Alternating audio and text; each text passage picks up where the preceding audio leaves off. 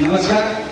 आदरणीय व्यासपीठावर असलेले माझे सर्वच गुरुजन व माझ्या समोर बसलेल्या अधिकारी वर्गांनो, मित्रांनो आणि माझ्या रयत प्रबोधनीच्या नवीन जे भावी अधिकारी होण्याचे स्वप्न घेत आहेत त्यांना सर्वांना नमस्कार. मी तसा लातूर जिल्ह्यातील दुष्काळग्रस्त भागातील एक विद्यार्थी लढत होतो.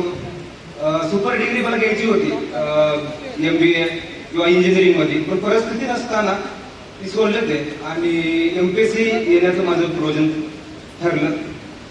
मला वाटत होतं सुरुवातीला MPSC खूप सोपी आहे असं वाटत होतं, पण जेव्हा आयुष्याची 5-6 वर्ष घातल्यानंतर असं वाटतंय की हे थोडं मेहनतीचं काम आहे, कष्टाचं काम आहे.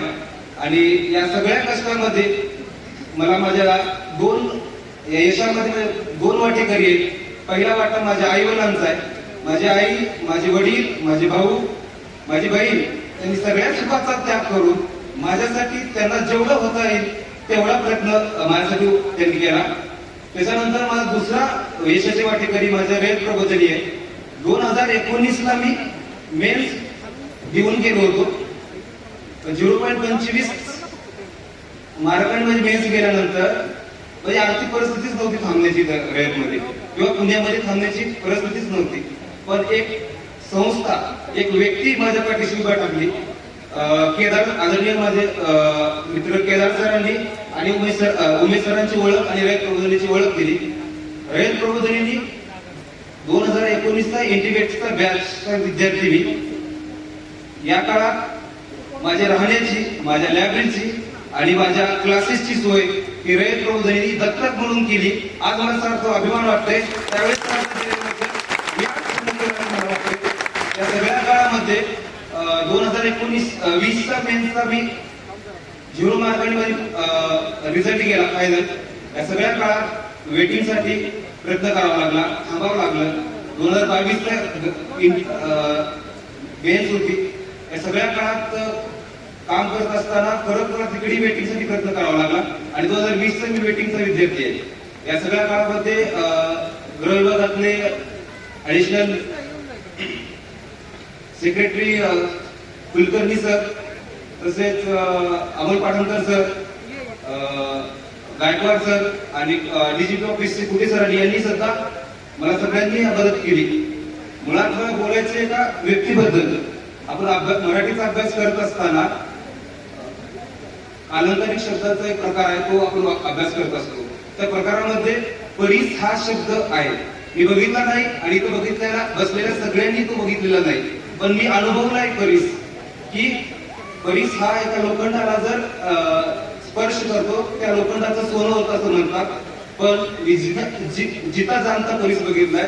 उमेश सर माझ्या आयुष्यात आले. रयत प्रबोधनी संस्था माझ्यासाठी भक्कम माझ्या पाठीमागे थांबली. या सगळ्यांचं प्रसरी हे परीस म्हणूनच द्यावं लागेल. या सगळ्या काळात एक वाक्य आहे की यशाला खूप सारे बाप असतात पण अपयशाला कोणी नसतं. पण माझ्या आयुष्यात असं उलट घडलंय की यशाला कुणी नाही माझ्या, पण अपयशाला माझ्यासोबत रयत प्रबोधनी कायम भक्कम खंबीरपणे पाठीमागे होती. माझे मित्र खंबीर माझ्या पाठीमागे होते.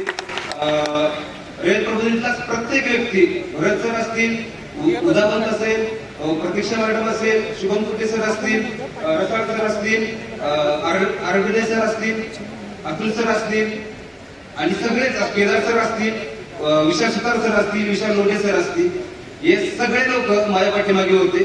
माझी कुठलीही हे नव्हती की आपण होऊ शकतो. मध्यंतरी काळात 2021 PSCचा रिझल्ट गेला त्यावेळेस माझी 2020चा मेन्स देण्याची माझी मानसिकता नव्हती. अक्षरशः या सगळ्या काळात मानसिक दृष्ट्या सक्षम करण्याचं काम या लोकांनी केलं, उभा केलं. या सगळ्या यशामध्ये माझ्या आई वडिलांचा, रयत प्रबोधनीचा व माझ्या मित्रमंडळींचा खूप सारा वाटा आहे. इथून केंद्र सगळ्या विद्यार्थ्यांना मी एकच सांगतो, प्रामाणिकपणे अभ्यास करा आणि संयमाने ते डील करा. ही प्रोसेस थोडी वेळ हवा आहे, पण कष्ट प्रामाणिक करणाऱ्याला भेटतात, यश भेटतात एवढं सांगतो. स्ट्रॅटेजी आणि अभ्यासाबद्दलचं सगळंच रयत प्रबोधनी सांगते, वेगवेगळे अधिकारी बसलेत ते पण सांगतील तुम्हाला. पण मी एकच सांगेन, कष्ट, मेहनत आणि जिद्द या 3 गोष्टीचं आणि संयम जर ठेवला तर या क्षेत्रामध्ये 100% यश भेटेल. सगळ्यांना माझे वर्ड टू वर्ड विषय ऐकून घेतले त्याबद्दल सर्वांचं मी मनापासून धन्यवाद.